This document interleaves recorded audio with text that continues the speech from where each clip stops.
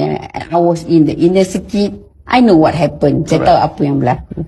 Datuk sendiri sempat rasanya macam saya cakap tadi lah, cukup masanya, cukup lama untuk mengenal macam mana keadaan dalam Pakatan Harapan. Saya nak tanya Datuk, waktu Datuk dalam Pakatan Harapan, amanah ni, Mat Sabu, macam mana pengaruh dan juga apa peranan Mat Sabu dalam Pakatan Harapan? Sebab saya rasanya ramai perasan Mat Sabu ni macam seolah-olah dikontrol dengan DAP. Dan banyak sebenarnya artikel-artikel yang menceritakan kerjasama Mat Sabu dan juga Lim Kit Siang dengan Lim Guan Eng dan sebagainya. Apa pendapat? Saya lebih suka having a flashback kan untuk ni. Kalau kita tengok kan, awal penubuhan amanah ini sendiri kan. Kalaulah, dan penubuhan amanah ini merupakan agenda DAP kan. Dan ketika itu DAP nak pecahkan Melayu dalam PAS, maka disarankan kepada Mat Sabu untuk menubuhkan amanah. Dan as you know, Mat Sabu tidak akan mampu untuk menubuhkan sebuah parti kalau dia tidak ada satu sokongan yang kuat, especially financially, kewangan yang boleh dibantu oleh DAP.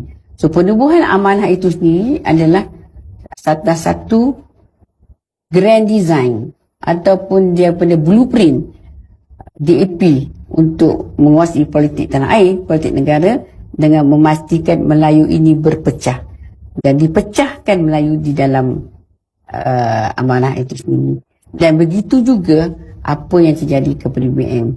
Saya terus terang bercakap, saya di dalam perbincangan bersama Tun, Lim Kit Siang dan beberapa pimpinan lain, dan Lim Kit Siang sendiri sebenarnya mencadangkan kepada Tun supaya menubuhkan sebuah Malay-based parti Melayu macam UMNO untuk ambil 10% daripada undi-undi UMNO untuk bagi memastikan pembangkang ketika itu ataupun Pakatan Harapan itu dapat menubuhkan semua kerajaan. Yang mencadangkan itu Lim Kit Siang.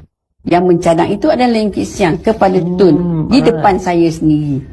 Dan itulah idea penubuhan PBM itu. Dan idea PBM pada saya adalah merupakan idea Lim Kit Siang.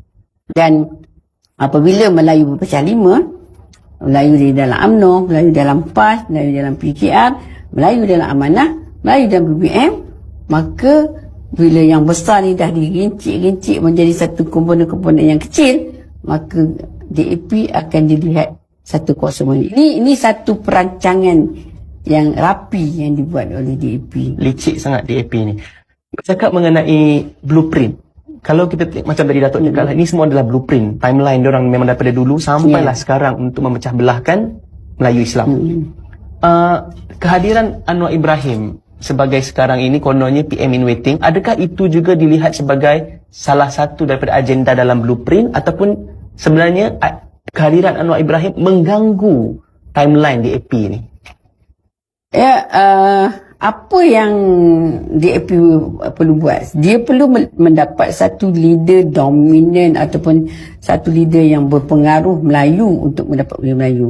Dan di ketika itu, ketika Tun Dr. Mahathir masih bersama UMNO dan ketika Anwar dipecat keluar daripada UMNO, mereka mengutip Anwar. Kan? Mereka mengutip Anwar kerana mereka melihat hari itu, oh, kita boleh gunakan Anwar untuk menguatkan diri kita, untuk memecah belahkan orang Melayu. That is during that time, 20 years ago.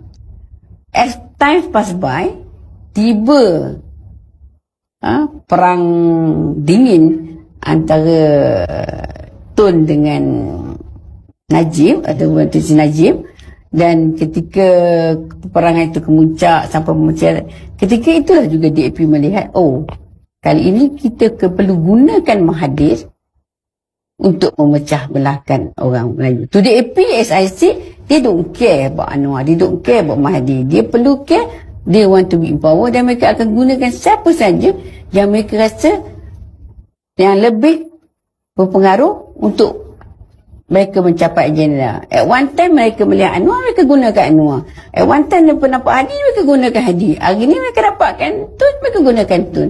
this is proven dalam ucapan Ngah Komeng. Betul. Kan, di mana dalam penaya dia kata kita terpaksa menggunakan kuda tunggangan ini, dan diharapkan tunggangan dia 93 tahun, harapnya lepas dia pilihan raya dia akan pergi jumpa main mahjong dengan Lee Kuan Yew. So memang mereka hari ini setelah agenda orang capai, memang mereka mengharapkan tun, sebab mereka tahu mereka hanya menggunakan tun, and mereka bukan betul-betul setia dan jujur pada tun. Mereka hanya tahu they need tun for the time being untuk mereka berkuasa. Itu saja. For the time being. For the time being. Itu yang menakutkan Datuk. Kita tak tahu nanti in the future. Kita don't know what's going to ni. Sebab tu saya rasa benda ni tak boleh nak disangkal lagi. Sebab kalau kita tengok ucapan pemimpin-pemimpin DAP sendiri, banyak sebenarnya yang membuktikan bahawa mereka memang nak menjatuhkan orang Melayu. Satu figura yang terkenal, Superman Hugh, kalau kita tengok, kalau kita flashback balik, pernah keluarkan satu statement, guna Melayu untuk screw Melayu. Ya, sebenarnya sejarah berulang. Betul. Kalau kita tengok pada sejarah kejatuhan Kerajaan Melaka, bagaimana si Kitul mengkhianati bangsa dia, kan? Dan kita lihat zaman Bintang 3, zaman komunis, mana orang Melayu menjadi tali barut kepada komunis dan tali barut kepada Cina Bintang 3. Dan hari ini berlaku. Berkarya yang sama. Cuma malangnya hari ini, kalau dulu tali barut ini adalah kalangan-kalangan orang-orang yang sampah masyarakat, tapi malang untuk kita hari ini, tali barut yang DAP ini adalah orang-orang yang pengaruh dalam negara. Itu yang sayang. Itu yang menyedihkan sebenarnya. Kalau saya rasa bersyukurlah. Mungkin apa yang jadi hari ini adalah satu hikmah juga. Ada hikmah di sebalik apa yang terjadi. Maka PPP UMNO dan PAS memikir untuk menggabung. I think that is the right move. Itu adalah tindakan yang paling bijak.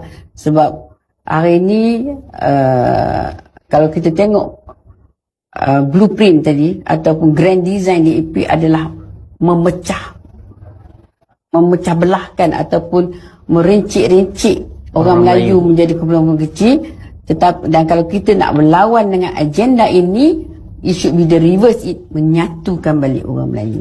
So bila dua buah parti besar, iaitu UMNO dan PAS, dan parti besar orang Melayu dapat bergabung, ini akan dapat mengumpulkan kekuatan, dan ini sebenarnya menjadi ketakutan, dan ini sebenarnya menjadi ancaman kepada DAP.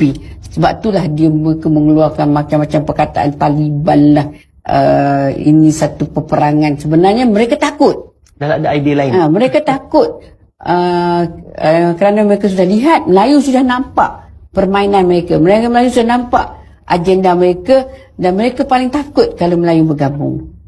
Dan mereka akan membuat apa juga helah untuk memastikan Melayu tidak bersatu, Melayu tidak bergabung.